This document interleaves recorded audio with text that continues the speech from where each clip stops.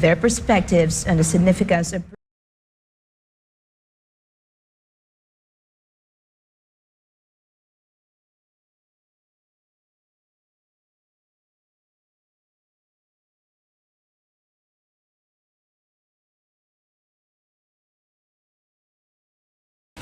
President Vladimir Putin gave his condolences to the families of those who died on Wagner boss Yevgeny Prigozhin's plane after it crashed in Russia. And the EU's biggest wildfire in Greece and blazes continues to rage for the sixth day amid strong winds and hot, dry conditions. This and more for tonight's edition of Newsline World. In the news, wildfires continue raging in Greece's Rhodope region around Komotini for the sixth day despite continuous efforts by firefighters, and the fires are still not under control. Here's my report. Thousands of acres have been charred and many homes of local residents have burned down. The blaze is spreading across the country's northeast regions for the sixth day and has approached the Dia and the Rhodope Mountains. EU Commissioner for Crisis Management Yanis Lenarsek described the wildfires as the largest on record the EU has faced. According to local media reports, Greece has been plagued by multiple wildfires in recent days, resulting in the loss of 20 lives, 18 of them in the country's northeast regions. The largest blaze is located in the northeast region, while another huge fire has erupted on the northwestern outskirts of Athens. Local media reports in Greece said there are about 500 firefighters involved in extinguishing the fires, including soldiers from the Czech Republic, Bulgaria, and Romania. Reporting for Newsline World, this is Vhal Divinagracia, SMNI News. Japan's Environment Ministry began to collect seawater samples around the Fukushima Daiichi power plant. Kent Hashimoto files this report. The Environment Ministry of Japan began to gather seawater samples around the Fukushima Daiichi power plant after releasing the radioactive water yesterday. With the collected seawater, Japan plans to examine the level of tritium. Tritium is a radioactive isotope of hydrogen that causes harmful effects to the human body. The plant operator TEPCO personally monitored the actual collections of seawater and expects the release of the results by next Friday. According to the Industry Minister Yasutoshi Nishimura, who inspected the utility sector, they will immediately release important details to the public for transparency after China suspends seafood imports from Japan after the release of contaminated wastewater. In addition, Nishimura also said the government of China immediately asked for the latest import restrictions in the trade ministers meeting in the group of 20 countries that was held in India last Thursday. In order to continue its monitoring, the Environment Ministry sent sea vessels this Friday morning to collect seawater samples in locations 50 kilometers away from the Fukushima power plant. On the other hand, TEPCO plans to collect seawater 3 kilometers away from the plant for 1 month. Ijo Hashimoto Kento, Nihon kara hokoku itashimashita. SMNI News, Japan. Fisher folks and civic groups in South Korea have promised to defend the marine environment as well as their own rights and interests until the end against the treated radioactive wastewater discharge plan of Japan. Kim Sung has the details.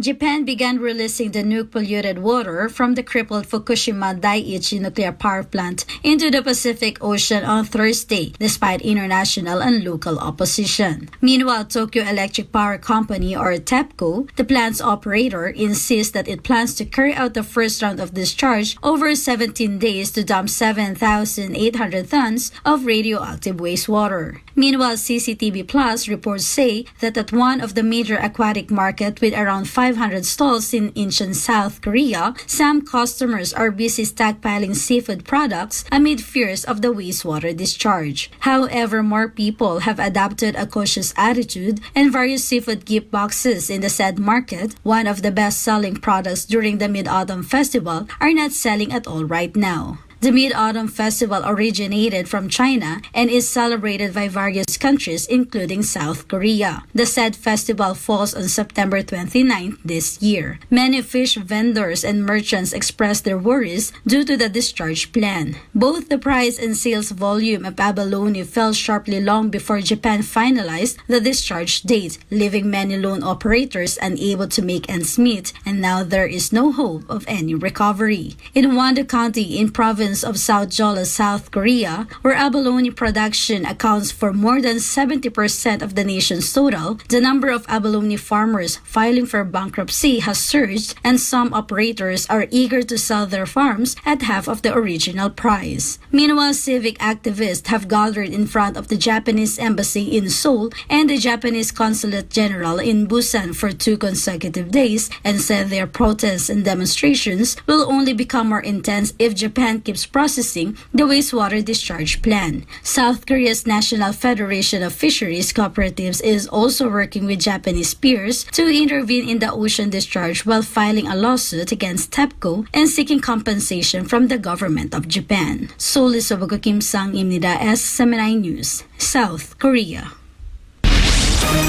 6 new member countries have been added to the BRICS bloc of developing economies. The decision to expand membership came at the BRICS meetings in Johannesburg.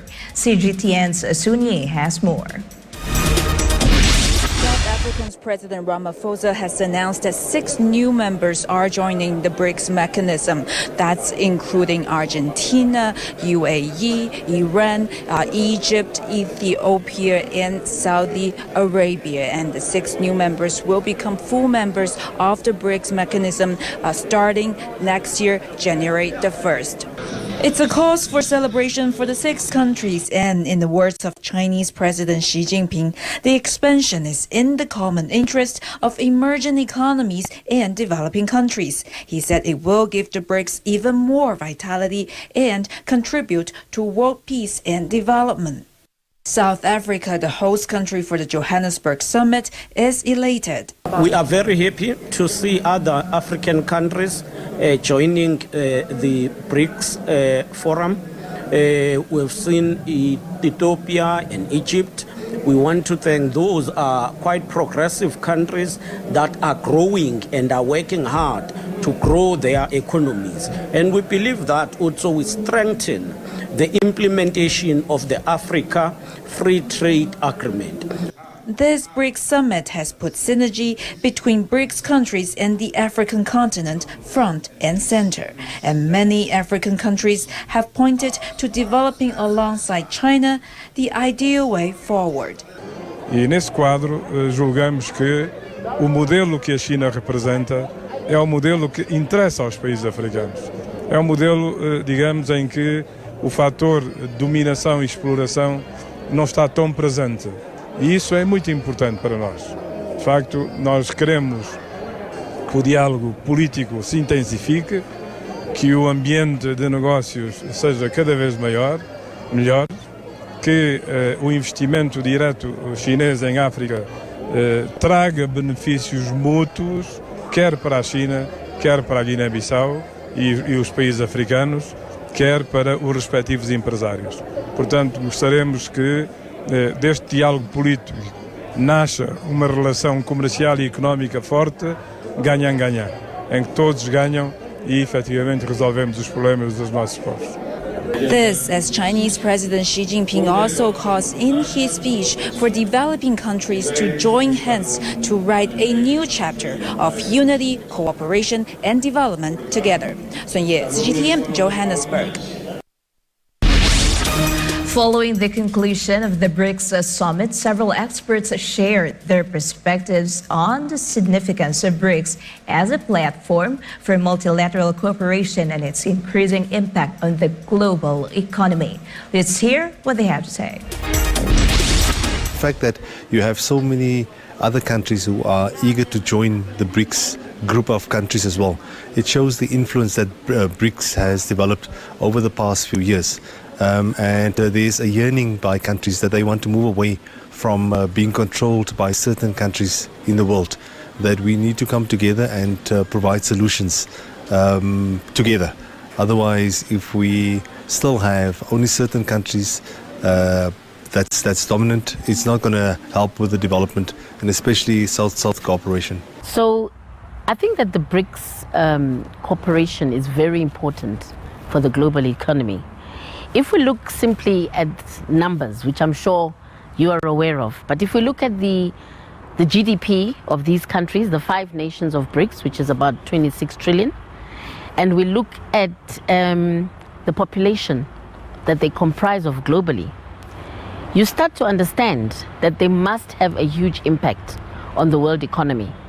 Now, it would be folly not to have any cooperation with a bloc that comprises almost 37% of the global population. And as I said, the GDP is sitting at about 26 trillion US dollars. That is huge by any, in any language.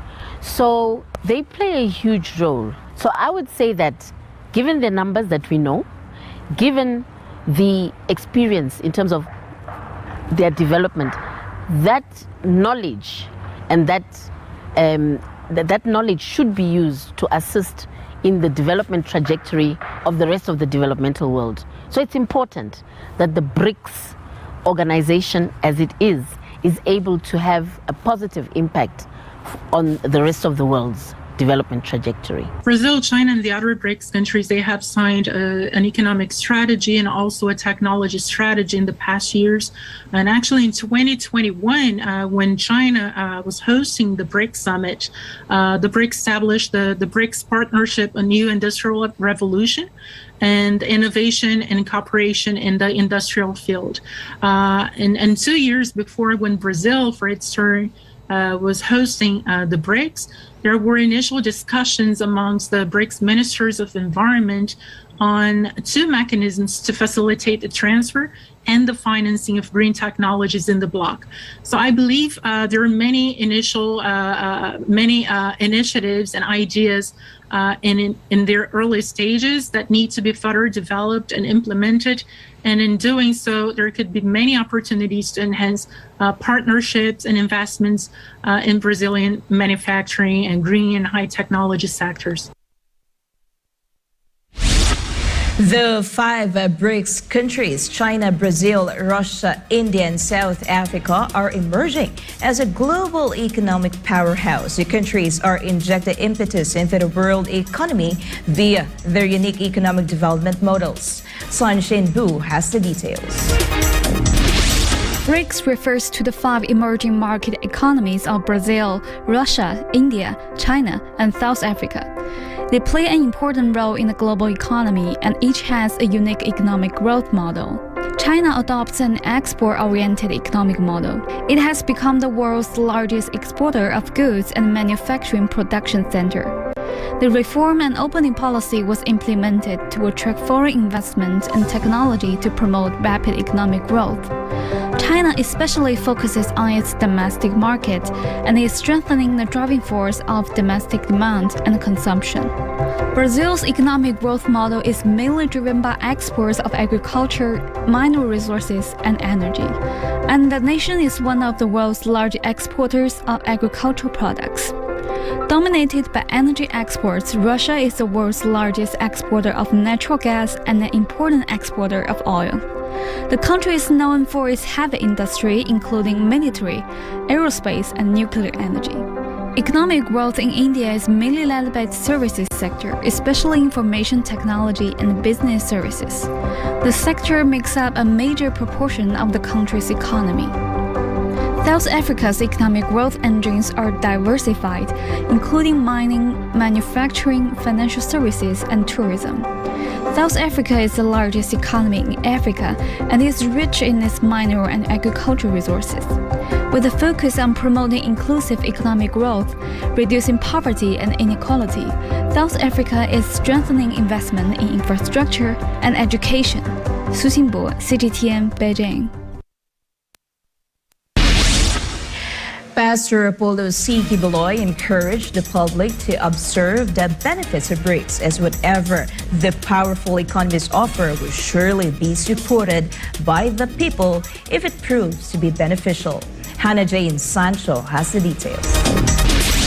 Let's see what the impact on us will be, whether the rise of BRICS and multipolarity in the world will be helpful or not. These are the words of Pastor Apollo Sikibuloy of the Kingdom of Jesus Christ when asked about his opinion on the world entering a multipolar era. BRICS, an economic bloc composed of Brazil, Russia, India, China, and South Africa, convened in Johannesburg, South Africa on Tuesday for the 15th BRICS Leaders Summit. So, malaki ito kasi 41% of the world's population, malaki yun. Nasasakop ng BRICS, no? 31.5% of global gross domestic product, GNP. Malaki yun. And 16% of global trade. So, let us see how it will come out, and it will be in that order where people would rally to it or would reject it. So, according to the common good that it might bring to the world. According to the good pastor, people will likely support BRICS if it is proven to be beneficial, especially since the organization is also promoting the new development bank, which intends to challenge the dominance of the US dollar. Yung tao kasi, kung ano man ang lumilitaw ng mga kapangyarihang ganyan, ang iniisip ng tao kung ano yung magiging epekto para sa kanila. Kung ang epekto nito ay maganda, didikit ang tao dyan. Kasi may hahambing na sila eh. Ngayon, unipolar, Amerika, ang pinakamakapangyarihan sa lahat, gumagana sa buong mundo. Ito, emerging. Anong may i-offer nito? Na iba sa na-i-offer na nito. Tingnan natin sa mga susunod na panahon. According to Pastor Apollo, people always consider whether this will be significantly contribute to their country, way of life, and themselves. Will it help me or not help me? Will it promote me or not promote me? Will it be profitable for me or not? Whatever it is that these powers are offering to the world, it always redounds to the thinking of how it will be profitable for me, for my country, for me personally. How it can be profitable for me. How can it progress me? Yun palagi ang nasa utak ng tao. To recall, Chinese President Xi Jinping called for the expansion of BRICS and the establishment of a fair and orderly international order.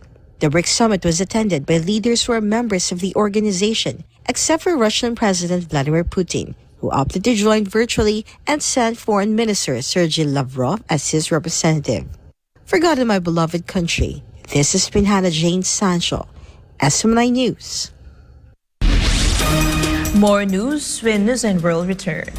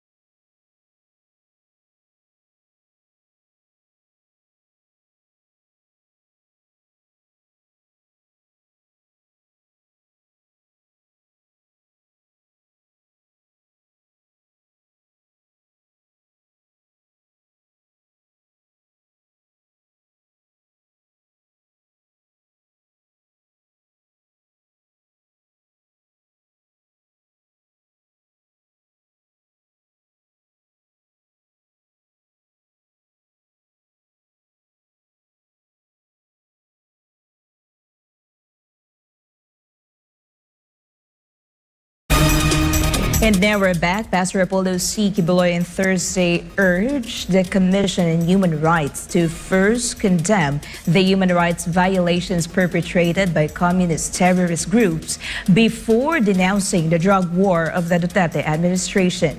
Ina Mortel reports.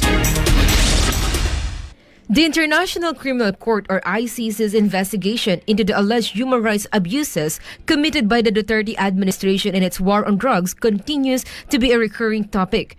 Amen. Praise the Father.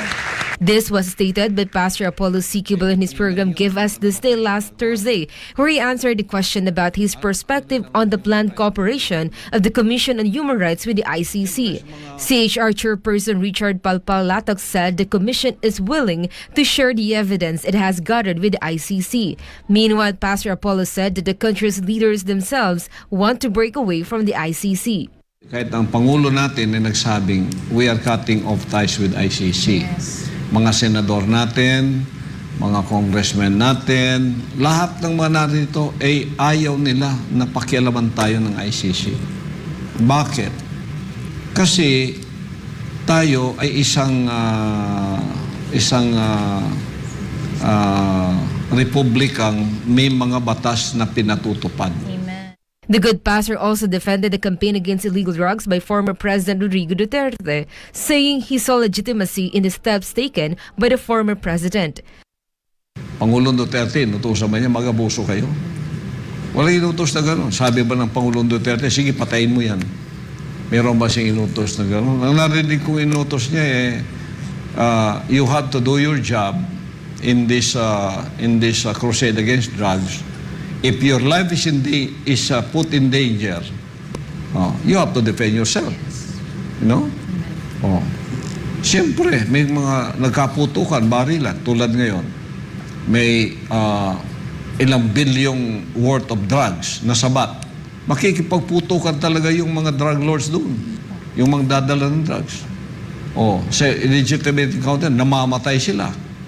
Furthermore, according to Pastor Apollo, the Commission on Human Rights does not intervene in the human rights violations of the communist terrorist groups CPP, NPA, NDF. Itong Commission on Human Rights, hindi naman pinakikialaman ang human rights violation ng CPP, NPA, NDF. Saan maraming namatay? Sa CPP, NPA, NDF terrorist group o sa drug war na ang pakay ay iligtas ang kabataan at ang lahat ng taong Pilipinas para hindi masira sa drug at maging zombie nation tayo. Pastor Apollo emphasized that the CHR should prioritize addressing the violence of the communist terrorist groups, and he believes that the Commission should be the first to condemn their actions. Dapat tutukan ng CHR muna ang abuso ng CPP, NPA terrorist group na napakaraming abuses na ginawa. Pamamaslang ng mga inosente hanggang ngayon at ang panununo, pambobomba at pang-aabuso. Wala tayong naririnig sa CHR. Recall that the Anti-Terrorism Council designated the CPP, NP, and NDF as terrorist organizations under ATC Resolutions number 12 and 21 respectively, pursuant to Anti-Terrorism Act of 2020. The Philippine government has been at war with the CPP, NP, and NDF for more than 5 decades. The terrorist organization has committed numerous human rights violations, including murder, kidnapping, and extortion. For God in my beloved Philippines, this has been Ina Mortel. SMNI News.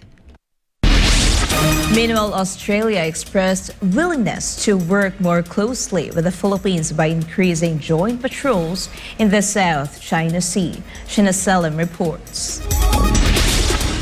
Australian Defence Minister Richard Marles said Canberra plans to increase bilateral activities in the South China Sea as part of security efforts.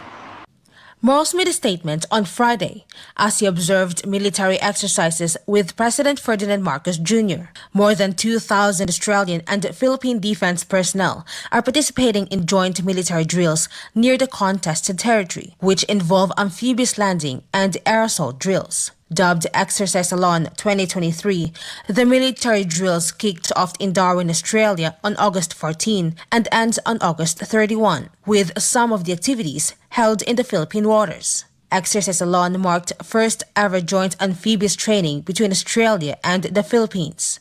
Meanwhile, Australian Prime Minister Anthony Albanese will visit the Philippines from September 7 to 8, 2023, making him the first sitting Prime Minister to visit the Southeast Asian country in 20 years.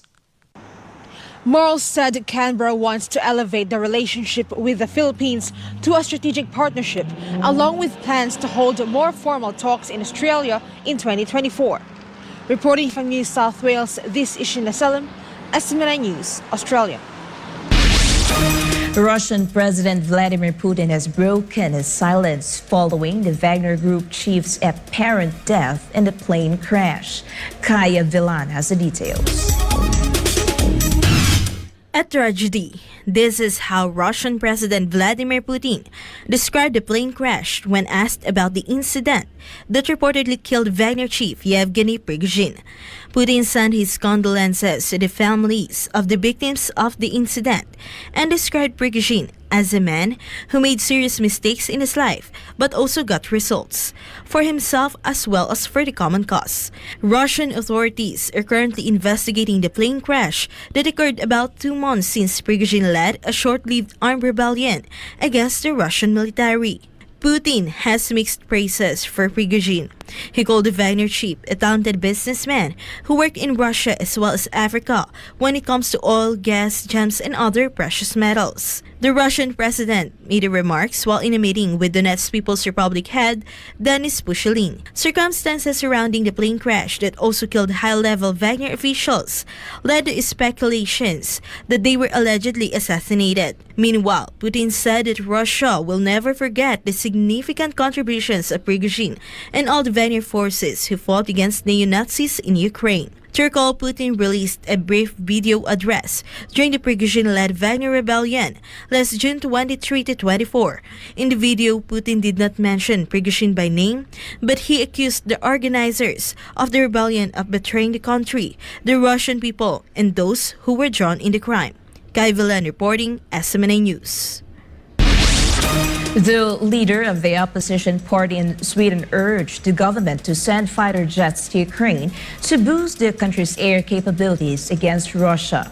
Kirby Trindad files this report.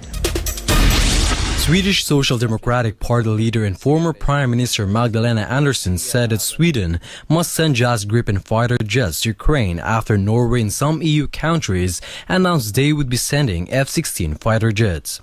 Ukrainian President Volodymyr Zelensky met with Swedish Prime Minister Ulf Kristersson on Saturday to discuss the possibility of receiving the advanced multi-role fighter aircraft. Zelensky has repeatedly asked Sweden to send JAS Gripen planes to be used by the Ukrainian armed forces. Made by Swedish car manufacturer Saab, JAS 39 Gripen is considered one of the best fighter jets in the world and often compete with other global fighter planes such as the US F-35 Joint Strike Fighter, the Eurofighter Typhoon, and the French Rafale jets.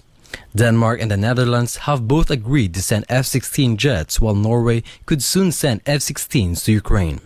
Sweden earlier this year has pledged to give Ukrainian pilots the opportunity to test its Saab-made Gripen fighter, but the Swedish government has also said it needs all its planes to defend Swedish territory. The Nordic country has sent a total of 13 military aid package worth roughly 20 billion crowns to Ukraine since the start of the war.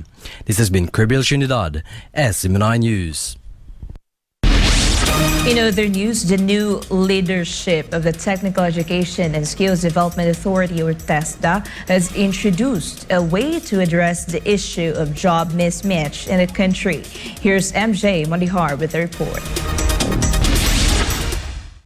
The problem of job mismatch has persisted still in the Philippines until now.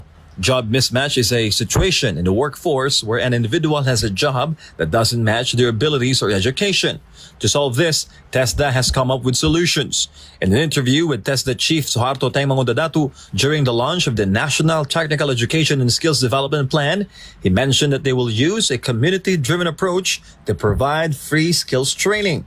Kung ano meron sa community, yun ang ituturo natin. Halimbawa, nandito tayo sa Makati. Anong meron sa Makati dito? High-rise building. So tuturuan natin sila na may skills sila high-rise building. Mangudadato also mentioned a high demand in the construction sector due to the Build Better More program of the administration. Therefore, if there's a job mismatch, TESDA will counter it with a demand-driven approach. May subway tayo. Meron na kaming preparation for the courses of qualification for the subway in the next 5 to 10 years. Pinaghahandaan din namin yun. Mangudadato also mentioned the TESDA sa Barangay program, where 10 instructors will be trained in each municipality. These trained instructors will then go around the municipality to teach what they've learned from TESDA training. In highly urbanized cities, a different set of skills will be taught. At tuturuan namin sila yung basic life. Yung pinaka-basic ng TESDA ay yung paano ka matuto. Una-una, yung maging electrician ka. Para mismo sa barangay ninyo, may electrician na doon. Maging vulcanizing ka, para naman yung mga tricycle. Kung nasa mga highly urbanized, we are offering the NC3 and the NC4, which we call it, yan yung mga robotics, semiconductors, micro-credential, ITBAP. TESDA is also committed to not neglecting agriculture-related skills training. For additional information, simply visit TESDA's official website and social media accounts. For Ganamable of Philippines, MJ Mondihar, SMNI News. Several world leaders congratulated the new Prime Minister of Thailand after his election officially ended 3 months of political deadlock. Anisa de Guzman reports. Real estate tycoon and Phua Thai party candidate Shreta Tawisin received a lot of messages from world leaders who congratulated on his election as the 30th Prime Minister of Thailand. Among the well-wishers was Indian Prime Minister Narendra Modi, who is looking forward to take the India-Thailand bilateral relations to a higher level. Meanwhile, North Korean Premier Kim Dok-hoon has sent a congratulatory letter, while His Highness Sheikh Mohammed bin Rashid Al Maktoum, Vice President, Prime Minister, and ruler of Dubai also relayed his greetings. Other well-wishers include Singaporean Prime Minister Lee Hsien Loong, Japanese Prime Minister Fumio Kishida, U.S. Secretary of State Antony Blinken, as well as the European Union. Thai lawmakers elected 61-year-old real estate tycoon and developer Shreta Tawisin on Tuesday, August 22, following more than 3 months of political deadlock. Shreta garnered 482 votes out of the 375 threshold required to be prime minister. Cambodia has also selected its new prime minister by appointing 45-year-old four-star General Hun Manet, the son of outgoing Premier Hun Sen, to be its future leader. Shreta and Hun Manet vowed to work together and strengthen the bilateral relations of their respective countries during the course of their leadership. Di siya Anisa de Guzman, Rangan Chakuntep Mahanapon, SMNI News, Protethay, Sawadika. In connection, industry leaders urged the new Prime Minister of Thailand to hasten the process of organizing his government to address pressing economic challenges waiting to be solved after months of political deadlock. Chatmangkon Pesay Maguson has the details. Incoming Prime Minister Srettha Thavisin faces attacks of revitalizing Thailand after months of political stalemate limited the government from achieving economic expansion. The business community urged the newly appointed leader to hasten the process of organizing a new government to promptly address a sequence of pressing challenges. These economic challenges include fragile exports, a looming drought crisis, managing high household debt, as well as giving assistance to struggling small and medium-sized enterprises, or SMEs. The chairman of the Federation of Thailand Industries, or FTI, expressed the need for Srettha and his cabinet to begin work immediately to revitalize the national economy. Meanwhile, the chairman of the Thai National Shippers Council stressed the need for the new government to focus on solutions to weak exports, the looming drought crisis, and uneven economic conditions. Moreover, the president of the Thai Hotels Association believes it is better to establish a new government immediately to allow the industry to prepare for a stronger influx of tourists in the next 3 months. Several world leaders, on the other hand, conveyed their greetings to the incoming Prime Minister and expressed their willingness to expand bilateral ties under the new government of Thailand. รายงานจากราชบุรีนายชัดมงคลพิสมัยโกศล SMNI ประเทศไทย สวัสดีครับ Newsline World will be back after the break.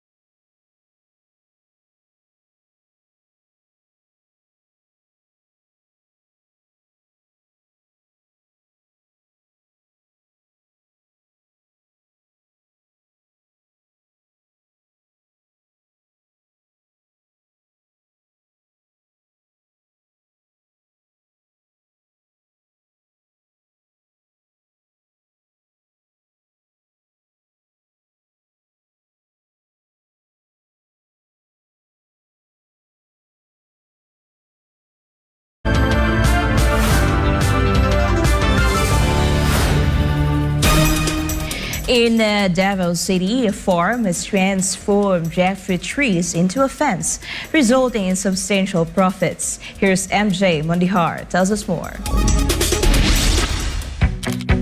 In the Philippines, it's common to have fences around houses. These fences are usually made of metal or concrete. But here in Calinan, Davao City, it's a different story for this property that covers over 1 hectare. They've turned jackfruit trees into a fence. And it's not just any fence, it's a source of significant earnings. So mga kababayan, ito po yung halimbawa ng sinabi ni Sir Nel na yung jackfruit ay ginawa niyang koral. Opo, nasa boundary lang po. According to Nel Belvis of Belvis Farms, they produce giant jackfruit. So, straight dito sir, sa bakod po ninyo, jackfruit ito lahat? Yes po, diretso po. So this farm around 1.6, around I think 120 to 130 trees ang nakapaikot sa farm. He further explains that jackfruit farming can be quite profitable. The key is to learn the best practices and take a hands-on approach to nurturing the plants. More or less for the jackfruit, we have around in this area around 120, 130 trees. Each tree has around potential to grow around 20 fruits, 15 to 20 fruits. Each fruit is around 20 kilos. So 100 times 20. Tapos binibenta namin yung process. Yung pinaprocess, hindi kasi kami nagbebenta dito as fresh for process goods. Ang frozen jackfruit. Siguro around mga 1 to 2 M for this area. While jackfruit trees serves as a fence, durian trees, on the other hand, are planted in the middle of the farm.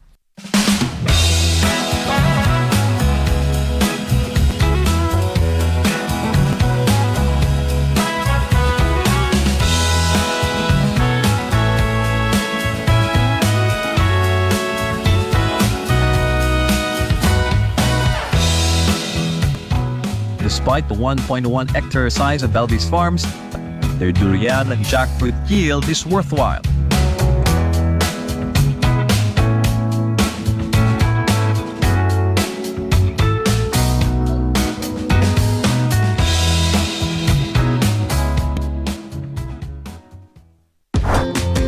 Palawan 2nd District Representative Jose Chavez Alvarez brought South Palawan officials to Belvis Farms. Local officials are part of the Congressman's lifelong livelihood program.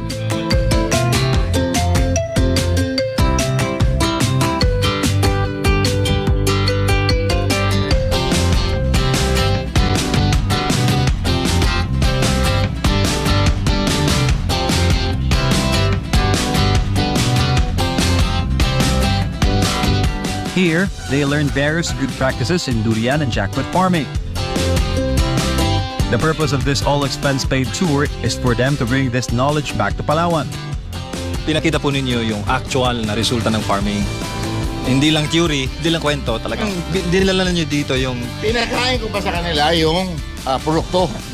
Pinakain natin. There is hope.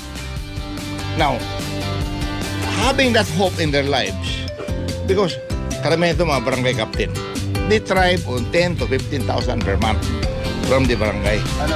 What will that amount to in 1 year? If you have minimum 500,000 o kung magawa mo pang 2 hektarya, hindi kung may factory doon yung langka, imbis na 10-20 na ang presyo, magiging 1 milyon, di ba? Ang kikitain nila. The lifelong livelihood program focuses on durian and jackfruit farming.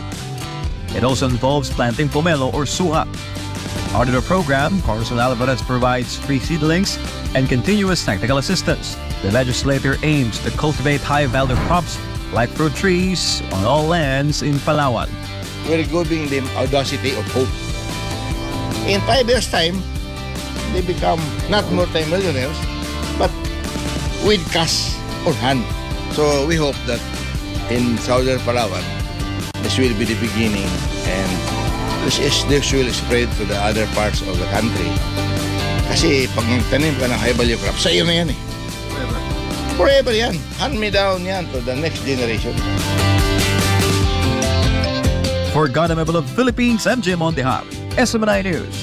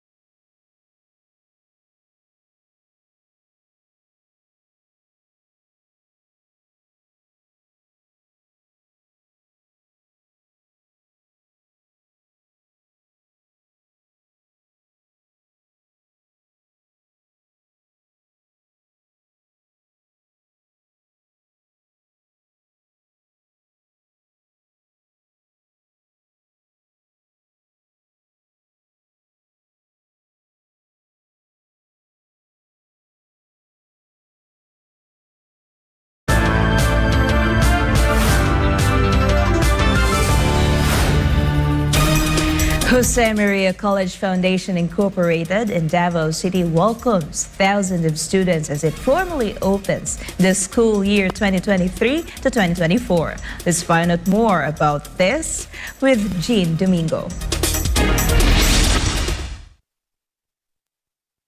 An overwhelming number of students came on site on Tuesday to attend the first day of school at the Jose Maria College Foundation, incorporated in Davao City. Thousands of students from preschool to elementary, junior high school, and senior high school came with bright faces as they were excited to attend the opening of the new school year of 2023 to 2024, with much anticipation to meet their classmates, find new friends, and stroll along the beautiful landscapes of JMCFI and access on its world-class facilities for better learning experience. The J. Marians express how thrilled they are to be back at school for face-to-face learning.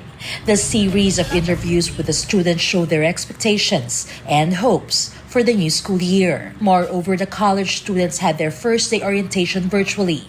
Mga virtual J. Marians today.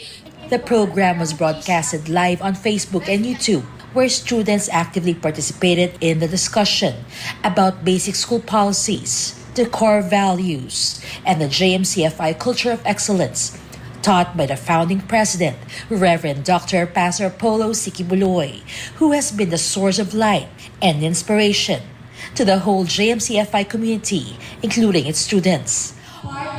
On the second day, back-to-back student orientation programs were simultaneously organized in various venues to inform the students with significant school updates and general policies. Meanwhile, the school registrar also reported that a total number of enrollees already surpassed the projected goal for the school year, as JMCFI offers face-to-face and flexible learning options with assured, consistent, quality brand of education.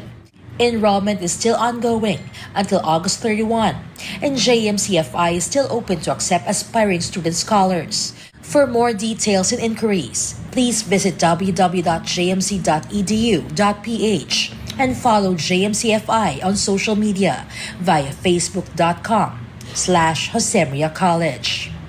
For Newsline World, this has been Jean Domingo, SMNI News. Pastor Apollo C. Kibuloy expressed opinion and proposed halt to free college education program. Meanwhile, the good pastor favors the removal of wall decorations in classrooms as ordered by the Education Department. Daniela Paulite has the details. State colleges and universities that openly support the terrorist groups Communist Party of the Philippines, New People's Army National Democratic Front or CPP, NPA, NDF should have their free tuition privileges revoked, according to Pastor Apollo C. Kibuloy of the Kingdom of Jesus Christ. This statement comes in response to the issue of halting the free college education program. Pastor Apollo emphasized that not all universities should be subjected to the removal of free education. Instead, he suggests that it should apply only to universities blatantly supporting the CPP, NPA, and DF. Yung state university tulad ng UP na hindi nila pinipigilan ang mga makakaliwang grupo na mag-recruit para sa CPP, NP, NDF, yun ang dapat kunan ng tuition. Pero yung mga state universities na pinipigilan ng ganito at binabantayan na hindi makapasok ang mga komunistang grupong sumisira sa kabataan, wag. Earlier, Finance Secretary Benjamin Jokno had stated that the universal access to quality tertiary education or free college education is anti-poor as it requires a substantial budget. Meanwhile, Pastor Apollo supports the directive of Vice President and Education Secretary Sara Duterte to keep the interior of classrooms clean without decorations, tarps, or posters. This is to help students focus on their studies. The good pastor also voiced his support for the Vice President. Tama, para walang distraction. At walang makapagsabit ng kung ano man doon na hindi naman kinakailangan. Magaling ang sinabi ng ating Education Secretary at the same time Vice President. Sara Zimmerman Duterte. We support her for that. For God and my beloved country, this has been Daniela Paulite, SMNI News. Pastor Apollo C. Kibuloy has something to say regarding the criticism surrounding the COA report on President Bongbong Marcos' travel expenses. Angel Pastor tells us more. President Bongbong Marcos earned various criticisms and reactions following an annual Commission on Audit report stating that there was a significant increase in the president's travel expenses compared to the 36 million pesos worth of expenses last 2021. The said report also earned a reaction from Pastor Apollo, who aired his comments in his Give Us His Day program on Thursday. It's upon the discretion of the President to travel and discretion of the DBM or Department of Budget to raise that. And of course, there will be critics that will try to criticize some of these decisions. Lahat ng gagawin mo riyan na may kaugnayan sa pera ng taong bayan ay may talagang scrutiny. Meron tayong freedom of expression kasi a public trust is a public office and you are like a public property. Anyone can comment about what you are doing, especially if they are giving their taxes. Pastor Apollo also said the importance of the president's foreign trips to improve the economy by promoting and encouraging other countries to invest in the Philippines. Merong commission on audit na pwedeng doon ilahad ang lahat. So, sa travel na yan, kinakailangan din naman ng isang Pangulo ng bansa na makipag-ugnayan sa Community of Nations para makilala ang ating bansa at magkaroon sila ng pagkakataong makapag-invest sa bansang ito para sa ikaunlad ng ating ekonomiya. Yun ang pakay marahil ng Pangulo kung bakit niya tinatanggap ang napakaraming mga imbitasyon na dumarating sa kanya para ma-promote din ang ating bansang Pilipinas. Meanwhile, Pastor Apollo also gave advice to those who criticized the president's travel expenses, particularly leftist legislators. Dapat ang unang magbigay ng reaksyon ng Pangulo kasi siyang kinriticize ni Arlene Roxas ng Gabriela. At alam naman natin si Arlene Roxas ng Gabriela kung sino yan eh. Yes. Di ba? Amen. Isa yan sa Cobra Black, di ba? Makabayan Black. At palaging may mga kritisismo talaga yan sila. At ang iba na isyong magagamit nila, gagamitin talaga para sa ganang ganon. Kung ako ang presidente at ako nasa lugar ngayon ng presidente at binatikos akong ganito ng isang ganito na parang nagmamahal sa bayan, ayaw namang kondinahin ng CPP and PNDF dahil may karugtong pusod sila. Ang sasabihin ko? Ano po? Anong sasabihin ko? Opo, Pastor. Ikaw na magpresidente. Yun namang hindi nagbibigay ng tax, huwag na kayo mag-comment. Wala kayong karapatan mag-comment. Pero yung nagbibigay ng mga taxes na ginagamit ng isang public official tulad ng presidente, pwede sila mag-comment. Pero mababalansin naman yun ng Pangulo ng isang presidente kung ano ang kanyang dapat na ihatid at ipaliwanag sa taong bayan kung ano yung mga kritisismo tinatanggap niya. Nasa sa kanya na yan. For God and my beloved Philippines, Angel Pastor, SMNI News. Pastor Apollo C. Kibuloy and SMNI News channel wins big at the recently concluded awarding ceremonies this Friday night. Jason Rubrico reports. Pastor Apollo C. Kibuloy and SMNI News took home not just one, but 4 awards in the 7th year of the Outstanding Men and Women of the Philippines and the Philippine Outstanding Brand of the Year. Pastor Apollo C. Kibuloy and his leading broadcast company SMNI News Channel continue to reap honors and accolades from various award-giving bodies.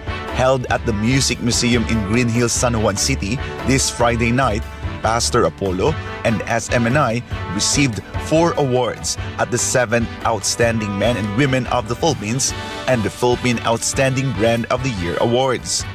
First, Pastor Apollo was honored as a spiritual leader and an advocate of peace and nation building. No need naman natin sabihin kung ano pang description for Pastor Kibuloy. Napaka-good example siya sa mga kapwa Pilipino at napaka-magandang halimbawa talaga siya. Nagbibigay siya ng magandang advice, magandang example sa mga Pinoy na tulad ko. Lalo na for nation building. Lalo na for the nation building actually. Nakikita ko naman si Pastor Kibuloy talagang gumagawa ng nationwide campaign lalo na sa mga charity works. Yun ang isa sa pinaka gusto ko na ginagawa ni Pastor Kibuloy. Talagang napakagandang halimbawa. Hindi lang pang sarili pero nagbibigay din siya ng magandang halimbawa sa ibang tao. Meanwhile, SMNI continues to receive accolades for its truthful, unbiased reporting and genuine public service. SMNI News won the News Channel of the Year Award at the Philippine Outstanding Brand of the Year event. Award-winning program hosts of SMNI's Pinoy Legal Minds, Attorney Mark Tolentino and MJ Mondehar, have also added more laurels to their accomplishments. Both were recognized at the 7th Outstanding Men and Women of the Philippines Awards. SMNI is, alam mo naman, very credible. Maganda kasi yung TV station ninyo at saka makatuturan din ang mga palabas ninyo. Thank you so much to the award-giving body for recognizing Pastor Apollo C. Kibuloy and the SMNI as one of the most outstanding men and women of the Philippines 2023. And to my beloved pastor, this is another token to your exemplary contribution to the greater good of our country. Sir, you are most deserving of this award. Congratulations, Pastor. This award is not about us, but it is an extension of the credibility of our management, especially to our beloved pastor, Pastor Apollo C. Kibuloy. Pastor, wala pong Pinoy Legal Minds kung hindi po dahil sa inyong pagtitiwala. Ginagawa po ng programa ang lahat para makapagbigay po at makapag-extend ng public service sa pagsagot po ng mga legal questions at pagtuturo na mga kaalaman batay sa batas every weekend. Ang lahat na ito, Pastor, ay hindi po magagawa ng Pinoy Legal Minds dahil po sa inyo. At in behalf po ng programa na inyo pong binuo para po sa ating mga kababayan, katuwang po si Kuya Mark, Attorney Mark Tolentino, kami po ay nagpapasalamat sa tiwala na inyong pinagkaloob at ang award na ito, Pastor, ang Pinoy Legal Minds sa inyo pong programa at ito ang lahat ay dahil po sa inyo. Maraming salamat po, sir, sa pagtitiwala. Pastor Apollo is known as a staunch peace advocate and has been at the forefront of promoting the interest of the Philippines. Through SMNI, the good pastor has expressed his support for the government's programs and projects aimed at the country's development.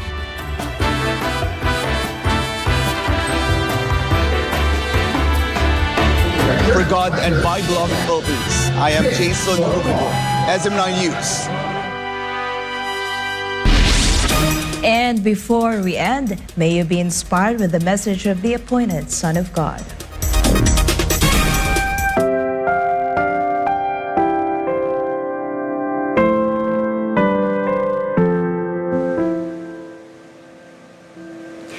Water cleanses, the fire purifies.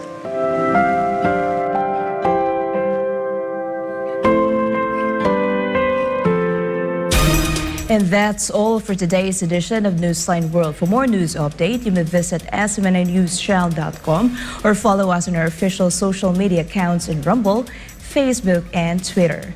For God and my beloved country, the Philippines, I'm Vhal Divinagracia. Thank you for watching Newsline World, and thank you to our beloved pastor, Pastor Apollo C. Kibuloy, for the opportunity to be a part of this program. May you continue to listen in SMNI as it delivers nothing but fair, truthful, and balanced news, because SMNI is your source of credible news.